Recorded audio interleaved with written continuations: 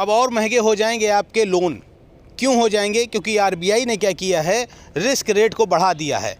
क्या होता है रिस्क रेट, इसके बारे में बताएंगे और किस प्रकार से ये आपके लोन महंगे होने वाले हैं, कौन कौन से लोन महंगे होंगे और किन पर असर नहीं पड़ेगा, ये हम आपको आगे बताएंगे। तो बने रहें वीडियो में पहली बार अगर देख रहे हैं तो चैनल को सब्सक्राइब करिए, वीडियो को शेयर करिएगा और पूरा वीडियो देखिएगा ताकि आपको समझ में आ सके।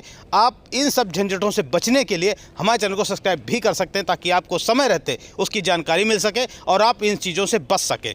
नमस्कार दोस्तों, मेरा नाम है आलोक कुमार। आज हम बात करेंगे अब और महंगे हो जाएंगे लोन, किस प्रकार से लोन महंगे हो जाएंगे। आरबीआई ने एक निर्णय लिया है जिसमें रिस्क रेट को बढ़ाया है। रिस्क रेट क्या होता है? यदि आपको कोई लोन दिया गया बैंक के द्वारा या एनबीएफसी के द्वारा, देखिए एनबीएफसी क्या होती है, जिस प्रकार से आप मार्केट से ऑनलाइन परचेज करते हैं। बहुत कम लोग हैं जो बैंक के क्रेडिट कार्ड का यूज करते हैं या बैंक से डेबिट कार्ड से यूज करते हैं, बल्कि ज़्यादातर एनबीएफसी से ही, ज़्यादातर लोग एनबीएफसी से पर्सनल लोन भी लेते हैं। तो जैसे पर्सनल लोन हो गया, बैंक से बहुत कम लोग मिल पाता है क्योंकि दिक्कतें ज़्यादा, कागजात ज़्यादा मांगे जाते हैं। एनबीएफसी से थोड़े कागज़ देकर कुछ लोग आधार के बेस पर, बैंक स्टेटमेंट के बेस पर भी लोन ले लेते हैं। इसके साथ साथ क्रेडिट कार्ड भी इसी के अंतर्गत आता है। क्रेडिट कार्ड बैंक का ज़रूर होता है लेकिन इस पर रेट बहुत हाई लगता है जब आप पैसा नहीं चुका पाते हैं। इसके साथ कंज्यूमर लोन सबसे मेन जो होता है आपका कंज्यूमर लोन होता है। जिस प्रकार से आप देख सकते हैं बजाज का कार्ड था जिससे आप प्रोडक्ट खरीद सकते थे, तो ये एक बैंक नहीं है, ये भी एक एनबीएफसी है। इस प्रकार से बहुत सारी एनबीएफसीयाँ हैं, नाम मैं किस किस के बताऊंगा, आप सभी जानते हैं।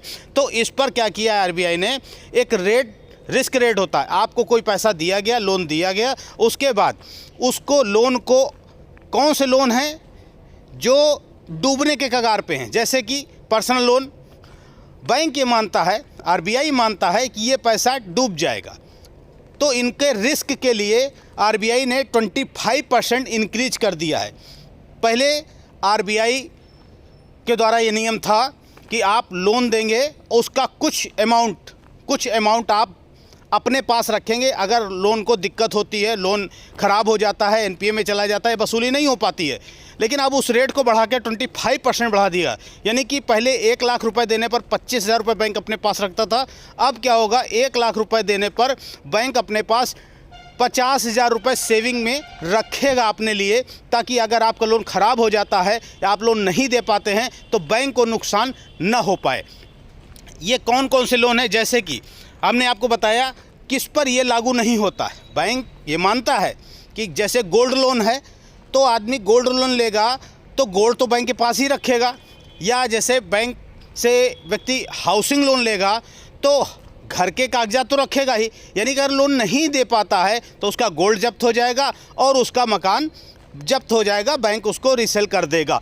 तो बैंक यहाँ पे तो सिक्योर लोन आ गया, ये सिक्योर लोन है। हाई रिस्क लोन कौन होते हैं? हाई रिस्क लोन यही होते हैं जैसे पर्सनल लोन हो गया, क्रेडिट कार्ड हो गया, कंज्यूमर लोन हो गया। इस प्रकार के लोन जो हैं हाई रिस्क लोन होते हैं। तो आरबीआई का ये एक नियम ये जो आया है जिसमें आपको 25% और बैंक के ऊपर देना पड़ेगा, जमा करना पड़ेगा। तो ये पैसा बैंक निकाली कि कहाँ से?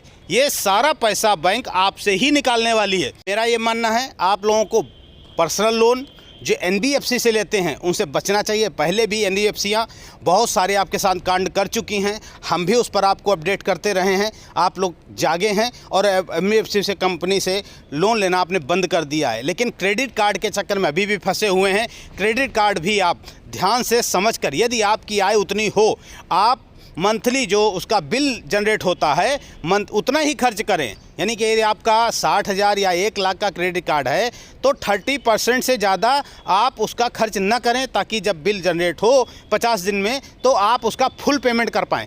कभी भी क्रेडिट कार्ड के बिल को पेंडिंग करके नहीं रखना है। यदि आप रखते हैं तो आपको दिक्कत हो सकती है और इस प्रकार से इस पर चार्जेस बहुत ज़्यादा लगते हैं, जिसको सुलटाने के लिए आप लोग बार बार देखते हैं। आने वाले समय में आपका लोक अदालत है, उसमें भी लोग जाएंगे। इस प्रकार के लोनों को सुलटाने के लिए ही वहाँ जाया जाता है। कंज्यूमर लोन है, टीवी, फ्रिज, कूलर, इस पे लेने पर भी आपको ध्यान देना होगा। ये भी लोन अक्सर डूबने वाले ही होते हैं। तो ये एक अपडेट था आरबीआई की ओर से।